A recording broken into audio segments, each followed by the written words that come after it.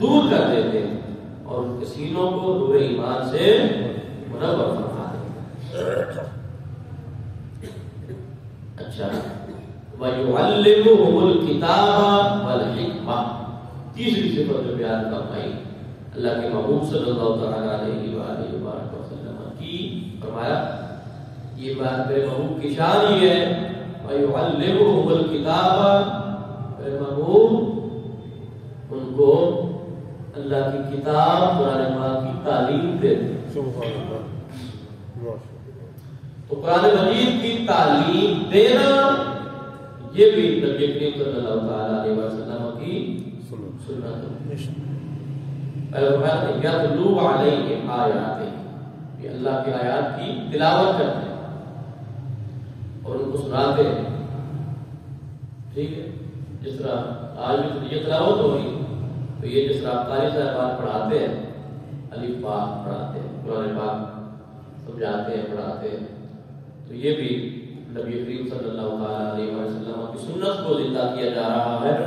وَيُعَلِّمُهُمُ الْكِتَابَ وَالْحِكْمَةَ، اللہ کی کتاب اور حکمت کی تعلیم دیتے ہیں. تو یہ بھی پیغمبری سیوا ہے. کون سا سیوا ہے؟ پیغمبری. اللہ کے محبوب صلی اللہ تعالی علیہ وآلہ وسلم نے جو کام کیے اس کو آگے بڑھایا اور فرمایا کہ جس ہستی کے بارے میں تم شک کرتے ہو کہ خیانت کرتا ہے، فرمایا کہ اس ہستی کے آنے سے پہلے کیا تھے تم لوگ، ہماری حالت کیا تھی، یہ بیان کیا. فرمایا کانوا من قبل لفی ضلال مبین، کہ میرے محبوب کے آنے سے پہلے جب تم کھلی گمراہی میں تھے،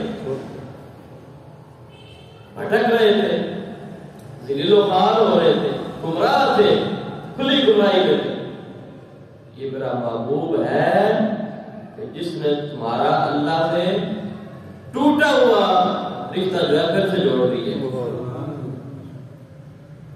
ٹھیک ہے، تو اللہ کے محبوب صلی اللہ تعالی علیہ وآلہ وسلم کا دنیا میں تشریف لے کر آنا، اللہ رب العالمین نے آپ کو جو بھیجا ہے اس کا بنیادی مقصد جو ہے وہ یہی ہے کہ وہ انسان جو اللہ کے رحمت سے دور ہو چکا تھا، جو اللہ کو بھول چکا تھا اور خانہ کعبہ کو بتوں سے بھر دیا گیا تھا، فرمایا کہ یہ دوبارہ سے یہ تعلق بتوں سے توڑ کے ڈائریکٹ اللہ رب العالمین کی ذات سے.